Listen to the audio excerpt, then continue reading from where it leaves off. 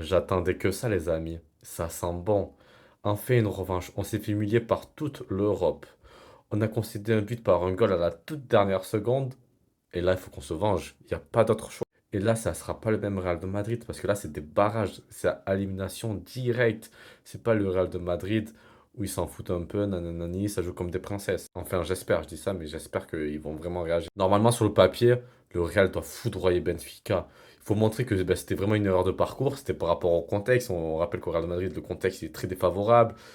Ça part en couille dans tous les sens, que ce soit la direction, il y a eu un changement d'entraîneur, les joueurs ils se prennent pour des dieux. Il faut montrer qu'on est plus fort que ça. On a 3 semaines pour travailler sur ça, tout simplement. Et ce qui est bien dans ce match de revanche, c'est qu'on pourra analyser ben, les points forts et les points faibles ben, du Benfica face au Real de Madrid. Bon, le Benfica pourra faire pareil, mais on sait tous que le Benfica a joué à 100%, alors que le Real de Madrid, ils n'ont pas joué à 100%. Du coup, sur ça, le Real a une longueur d'avance.